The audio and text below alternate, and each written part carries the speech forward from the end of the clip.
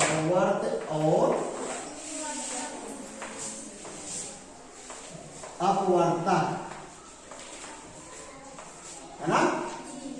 इसको अगर अपवर्त और अपवर्तक है, अपवर्त को बोलेंगे मल्टीपल्स, मल्टीपल्स एंड मीन्स, और अपवर्तक क्या होता है, फैक्टर। ठीक, अब हम पहले इसमें देखेंगे अपवर्त। अपवर्त होता क्या है, अपवर्त, है ना। अपवर्त क्या होता है, किसी संख्या का अपवर्त उस संख्या को किसी भी संख्या से गुणा करने पर प्राप्त होता है। जैसे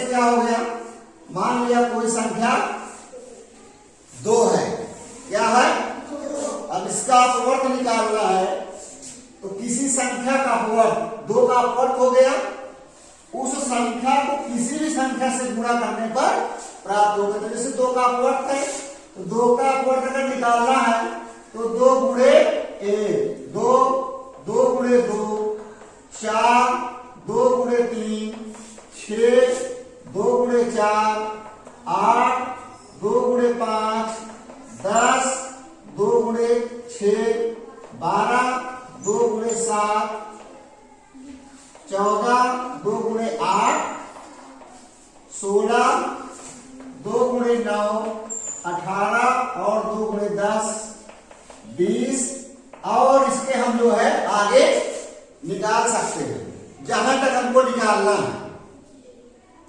अगर कह दिया सवाल में कि 2 का 5 अपवर्त निकालिए, 2 का 5 अपवर्त निकालिए, तो हम 5 तक निकालेंगे। 10 कह दिया तो 20 तक निकालेंगे, 15 कह दिया तो 15 तक करेंगे। जितना कहेगा उतना उस अपवर्त को निकालने के लिए हम उस संख्या से गुणा कर देंगे, वहां तक की संख्या से क्या कर देंगे, गुणा कर देंगे, अपवर्त निकल जाएगा। अब इससे हमको ये पता चल रहा है कि हम क्या कर रहे हैं, सब में गुणा कर रहे हैं। या इधर हम देखें तो हम क्या कर रहे हैं, पहाड़ा पढ़ रहे हैं। 2 का 2 दूनी 4 कहें 6, 8, 5 12, 2 6 12, 2 7 14, 2 8 16, 2 18, 2 9 20। जो हमारा पहाड़ा होता है वो क्या होता है, उस संख्या को हम उतनी बार गुणा करते चले जाते हैं। जिस संख्या का हमें पहाड़ा निकालना होता है, उस संख्या को हम 1 से लेके 10 तक क्या करते हैं, गुणा करते चले जाते हैं, और जो गुणा करते हैं तो क्या बन जाता है, हमारा पहाड़ा बन जाता है। और अपवर्त भी कह भी रहा है कि अपवर्त का मतलब होता है मल्टीपल्स। मल्टीपल्स मीन्स गुणा, क्या होता है, गुणा। तो अपवर्त जब गुणा होता है तो उसको हम क्या करेंगे, गुणा करते चले जाएंगे। या हम कहें अपवर्त निकालने के लिए कि अपवर्त होता क्या है, मल्टीपल्स क्या है, तो किसी भी संख्या का क्या होता है, पहाड़ा होता है। किसी भी संख्या का क्या होता है, पहाड़ा होता है, क्या, मल्टीपल्स, है ना। अपवर्तक, है ना, फैक्टर्स। फैक्टर का मतलब होता है किसी भी संख्या का भाग, है ना। किसी भी संख्या का जो भाग निकालेंगे वो क्या होता है, हमारा अपवर्तक होता है। जैसे हमको 16 का अपवर्तक निकालना है, 16 का अपवर्तक निकालेंगे, तो हम 16 का अपवर्तक कैसे निकालेंगे, इसमें कौन कौन सा इसका भाग आया है। जैसे क्या हो गया, 1 हो जाएगा, 2 हो जाएगा, 4 हो जाएगा, और 8 हो जाएगा, और 16।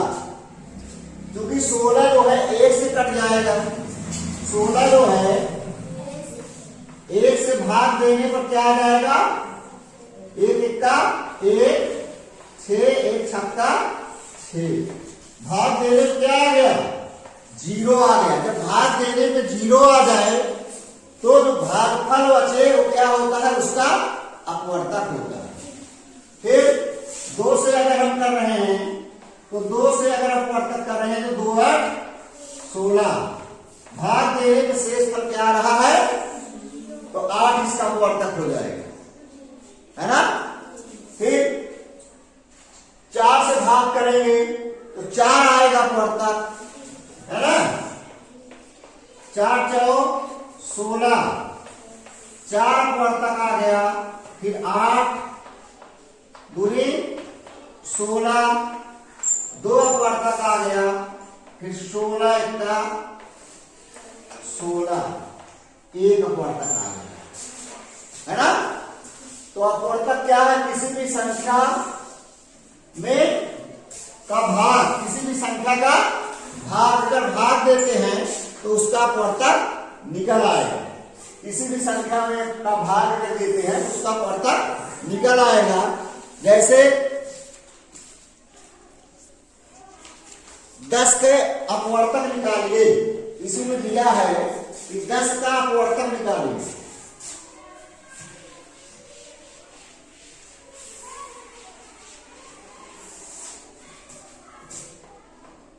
10 का अपवर्तक,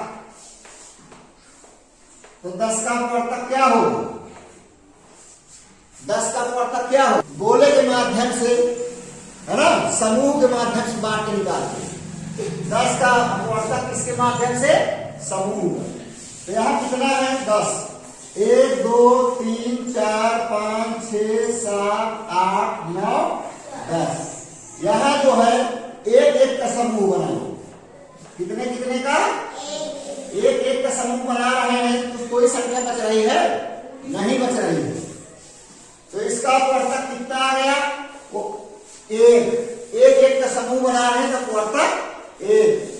अब जो है 1 2 3 4 5 6 7 8 9 10।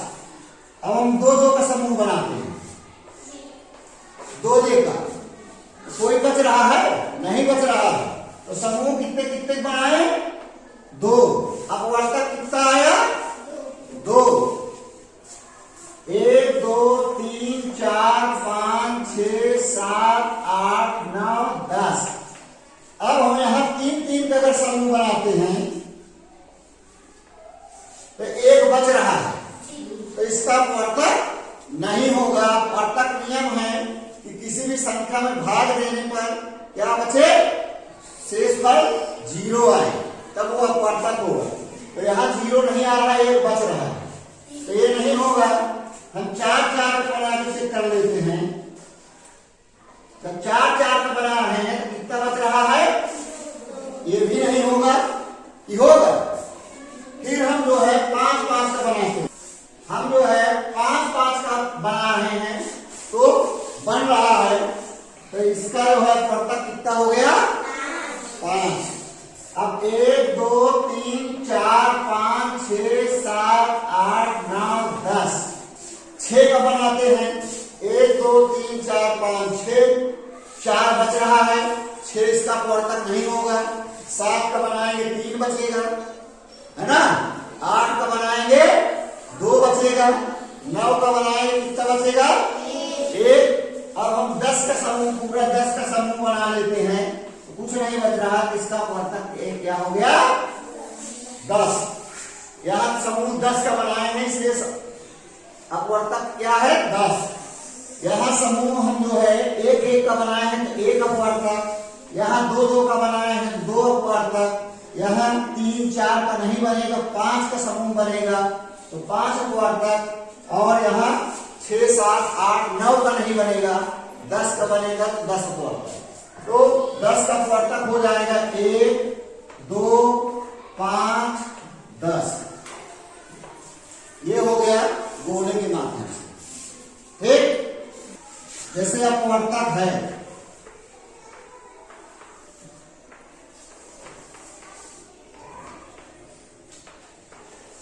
कह रहा है कि कोई भी अपवर्तक अगर है तो उसका सबसे छोटा अपवर्तक संख्या कौन सी होगी? अपवर्तक किसी भी संख्या का सबसे छोटा अपवर्तक, सबसे छोटा अपवर्तक, सबसे छोटा अपवर्तक क्या होगा? एक होगा। किसी भी संख्या का अपवर्तक निकालते हैं, किसी भी संख्या का सबसे छोटा अपवर्तक क्या होगा? एक होगा। और सबसे बड़ा अपवर्तक क्या होगा? सबसे बड़ा अपवर्तक, सबसे बड़ा अपवर्तक क्या होगा? वह संख्या खुद होगी। क्या होगा? वह संख्या अपवर्तक, वह संख्या स्वयं होगी, स्वयं या खुद होगी। कैसे होगी? जैसे हम देखते हैं यहां, मान लिया हमको 6 का अपवर्तक निकालना है। कितने निकालना है? 6 का अपवर्तक निकालना है। तो 6 का अपवर्तक क्या होगा? 1 2 3 6। वह कह रहा है किसी भी संख्या का सबसे छोटा अपवर्तक क्या है? इसका सबसे छोटा अपवर्तक क्या हुआ? 1। सबसे बड़ा अपवर्तक वह संख्या स्वयं खुद होगी। तो सबसे बड़ी संख्या इसमें क्या है? सबसे बड़ी संख्या क्या है? तो सबसे बड़ा अपवर्तक क्या हुआ? 6 हुआ। तो संख्या खुद हुई कि नहीं हुई? ये वाली संख्या खुद हुई कि नहीं हुई है ना? कि नहीं हुई? तो सबसे छोटा अपवर्तक 1 होगा, चाहे जितनी बड़ी संख्या हो, चाहे जितनी बड़ी संख्या हो, उसका सबसे छोटा अपवर्तक क्या होगा?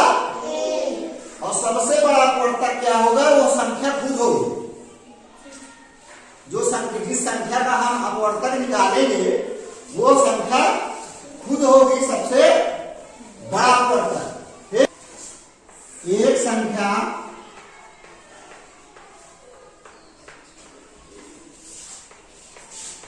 दूसरी संख्या का गुणनखंड तब होगी जब पहली संख्या से भाग देने पर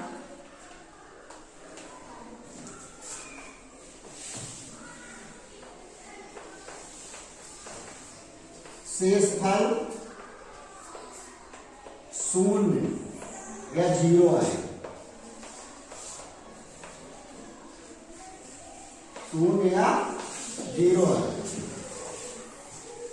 अब जैसे 2 है, 3 और 6 है, तो 3 से हम भाग दिए 6 में, तो 3 दूनी, तो शेषफल क्या आ गया?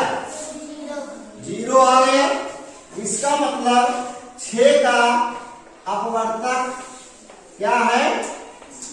3 होगा। होगा या 2 से हम भाग करें तो 2 त्याई 6, 6 का अपवर्तक 2 भी होगा, है ना? 1 से अगर भाग करते हैं तो क्या होगा? 1 भी होगा। और फिर 6 से तो भाग हो ही जाएगा और इसका अपवर्तक 6 भी होगा, है ना?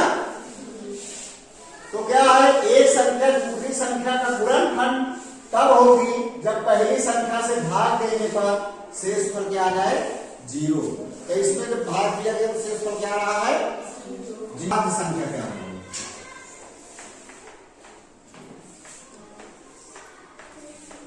आभास संख्या, इसको अंग्रेजी में प्राइम नंबर बोलते हैं। क्या बोलते हैं? Prime number. ठीक, क्या बोलते हैं? प्राइम नंबर, आभास संख्या या प्राइम नंबर, है ना। वह संख्या जिनके केवल दो गुणनखंड होते हैं। आभास संख्या क्या होती है? वह संख्या जिनके केवल दो गुणनखंड होते हैं।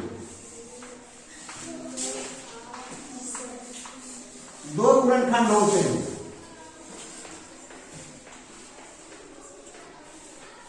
पहला गुणनखंड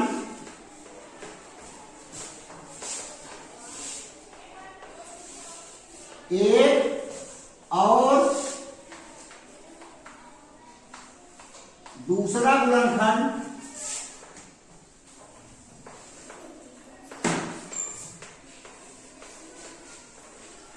वह संख्या स्वयं होती है।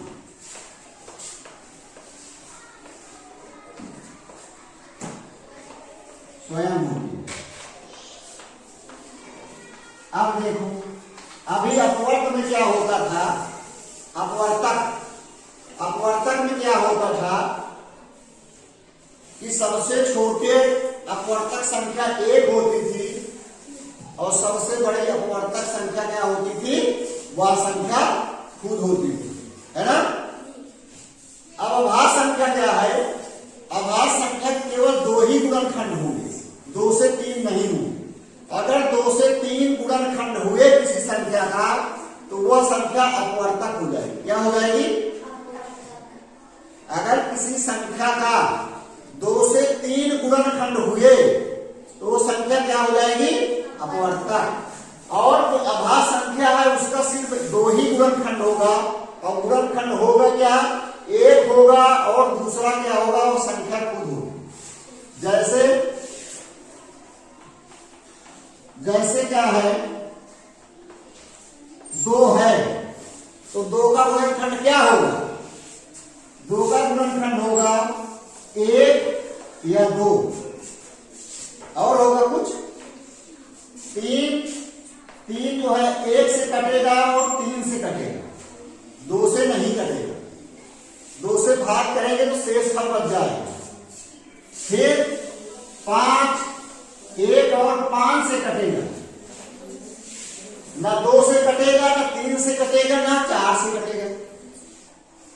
ना 2 से भाग करने पर शून्य आएगा, ना 3 से भाग करने पर शून्य आएगा, ना 4 से भाग करने पर शून्य आएगा। अगर 5 से भाग करेंगे तो 5 आएगा। तो क्या कहेगा कि वह संख्या जिनके केवल 2 गुणनखंड होते हैं। पहला गुणनखंड 1, सब में पहला गुणनखंड क्या है? 1, और दूसरा गुणनखंड वह संख्या स्वयं होती है। तो दूसरा गुणनखंड 2 का 2 है, 3 का 3 है और 5 का 7 का 1 और 7, फिर 11 1 और 11, 1 और फिर 13 का 1 से कटेगा और 13 से कटेगा, 13 और किसी संख्या से नहीं कटेगा। फिर 17 है, 1 से कटेगा और 17 से कटेगा, और किसी के पहाड़े में 17 नहीं आएगा। ये आता है? नहीं आता ना। 19 है, 1 के पहाड़े में आएगा और 19 के पहाड़े में आएगा, और किसी के पहाड़े में नहीं आएगा। 23 है, 1 के पहाड़े में आएगा और 23 के पहाड़े में आएगा, और किसी के पहाड़े में नहीं आएगा। तो इनके कितने कितने गुणनखंड हो रहे हैं? सिर्फ 2 गुणनखंड हो रहे हैं। कितने हो रहे हैं? 2 से ज्यादा तो नहीं है। अब इसके बाद कौन सी संख्या होगी? 23 के बाद कौन सी संख्या है जो अभाज्य संख्या है?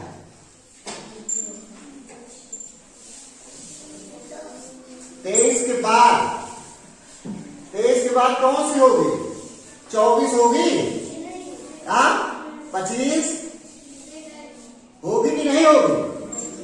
25 होगी, 25 के 3 4 गुणनखंड बन जाएंगे, 1 से 5 से और है ना 3 से नहीं 1 5 और बताइए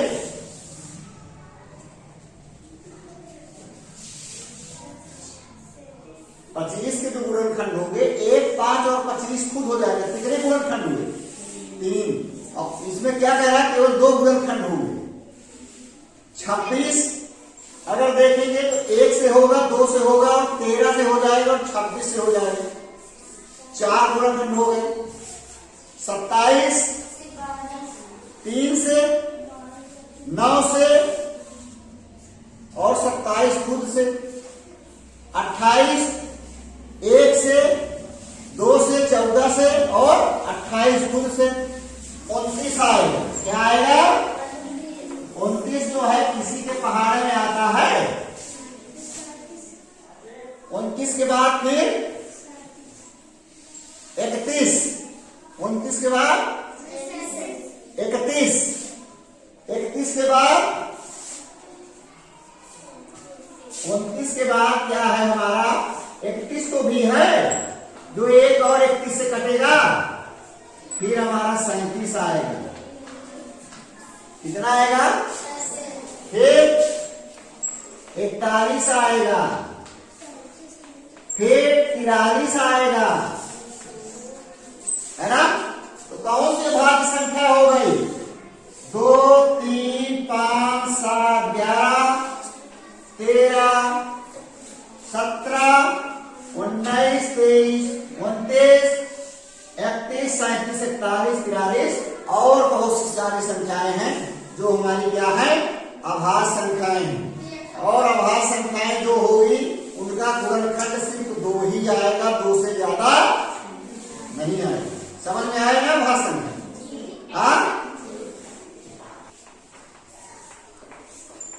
सम को इवन नंबर और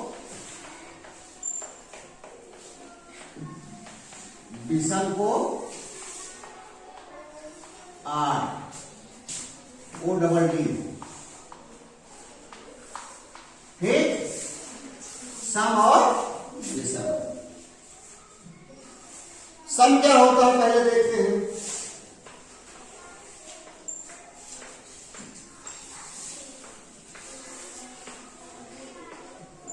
वह संख्या, सम क्या है वह संख्या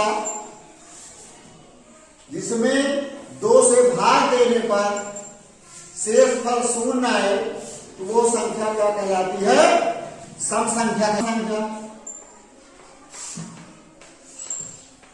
ऐसी संख्याएं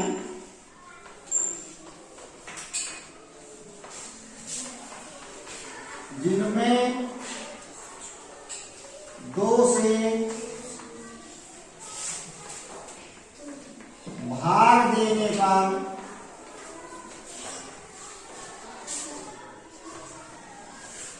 पूरी तरह से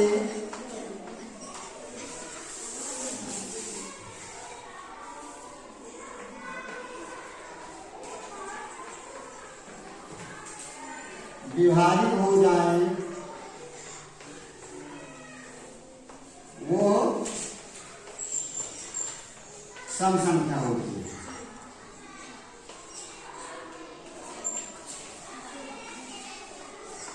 वो क्या होती है सम संख्या होती है। सम संख्या ऐसी संख्या है जिनमें 2 से भाग देने पर पूरी तरह से विभाजित हो जाए वो सम संख्या कहलाती है। या ऐसी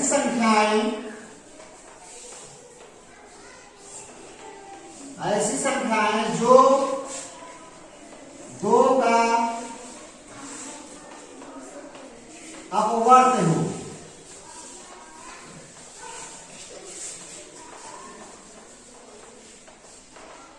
सम संख्या होगी। अब इसका 2 नियम है। एक क्या है 2 से पूरी तरह विभाजित हो जाए, तो 2 से पूरी तरह विभाजित क्या हो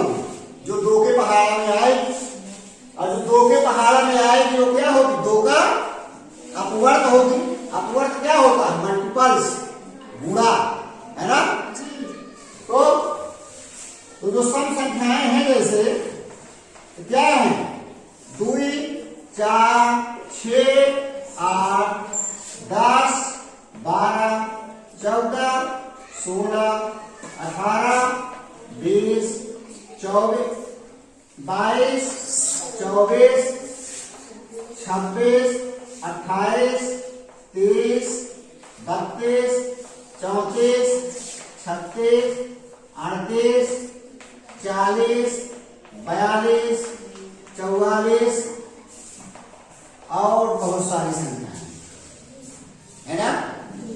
अब देखो दो का अपवर्त क्या होता है, जो दो के पहाड़ा में आती है। तो दो के पहाड़ा में है कि नहीं, 2 दूनी 4, 65, 54, 55, 2 12, 2 14, 2 8, 2 9 18, 2 10 20, 2 11 22, 2 12 24 और 2 13 2 14 28। दो के पहाड़ा में है तो ये हमारी क्या हो गई, ये क्या हो गई, सम संख्या। क्या हो गई, सम संख्या। विषम संख्या ऐसी संख्याएं जिनमें 2 से भाग देने पर पूरी तरह से विभाजित नहीं होती, वह संख्या वह विषम संख्या होगी, है ना।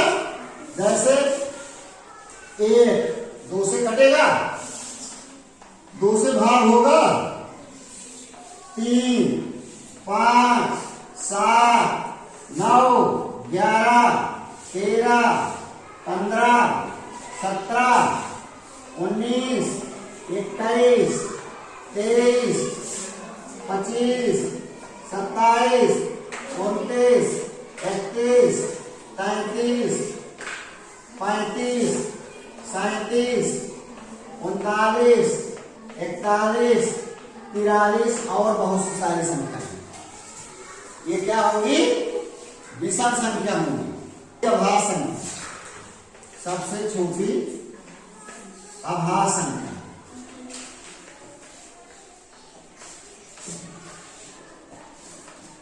क्या है, नहीं पता ना। हम मुझे पहले कब से बैठ गए, इसी में देख लो। अभी बता रहे किन्हीं 2 सम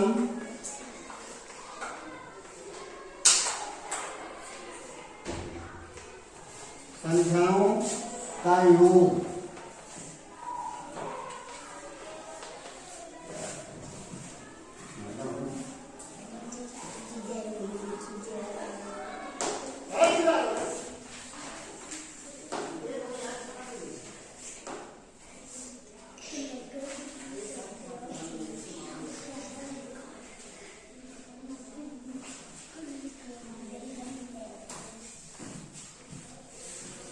इन्हीं 2 सम संख्याओं का योग, इन्हीं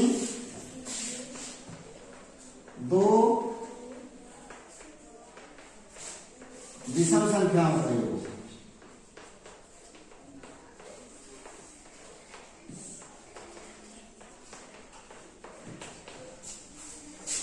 सम संख्या और विषम संख्याओं का योग।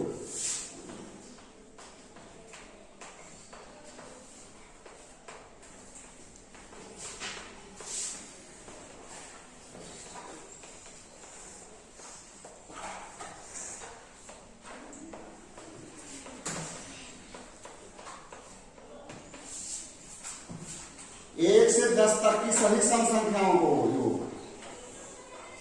अब इधर देखना, एक है किसी विषम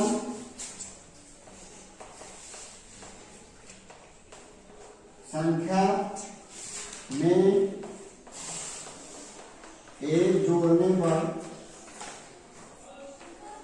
जोड़ने पर संख्याओं का योग।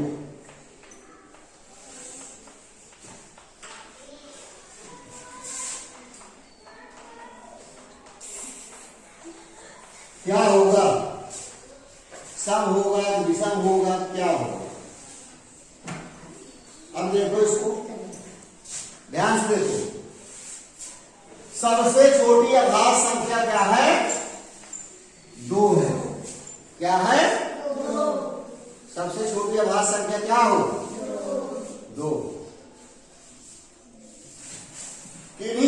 सम संख्याओं का योग, इन्हीं दो सम संख्याओं का योग क्या होगा? जब दो सम संख्याओं को जोड़ेंगे तो हमेशा क्या होगा? सम होगा। क्या होगा? सम होगा। अब सम कैसे होगा? जैसे एक सम संख्या 2 है,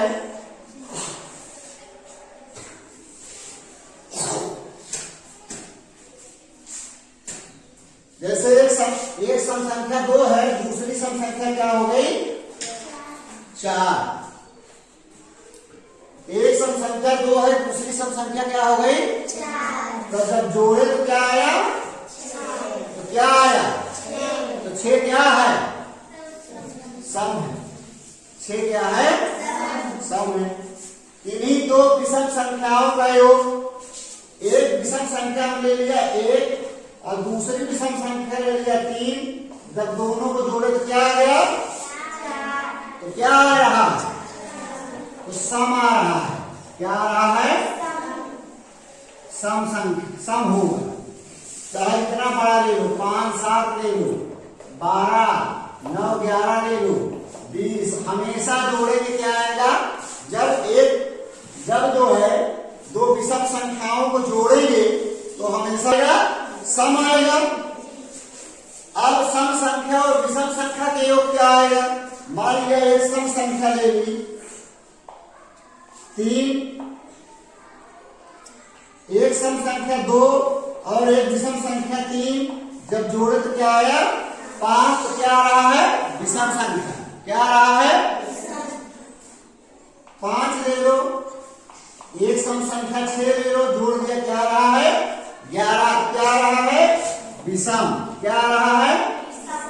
विषम होगा। क्या होगा? विषम होगा। जब एक सम संख्या और दूसरी विषम संख्या को जोड़ेंगे तो हमेशा क्या होगा? विषम होगा। किसी विषम संख्या में एक जोड़ने पर क्या होगा? सम हो जाएगा। किसी विषम में अगर एक जोड़ेंगे तो क्या होगा? विषम होगा। जैसे 13 हमारी विषम है, इसमें एक जोड़ दिया, क्या आ गया? 14।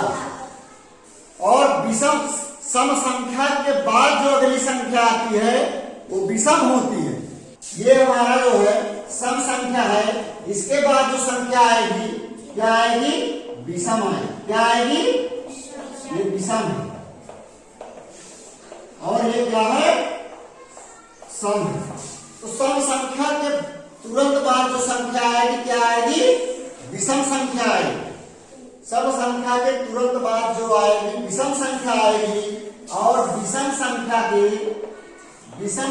के मान लिया हमारा 5 है और इसके तुरंत बाद 6 आया तो क्या आएगा?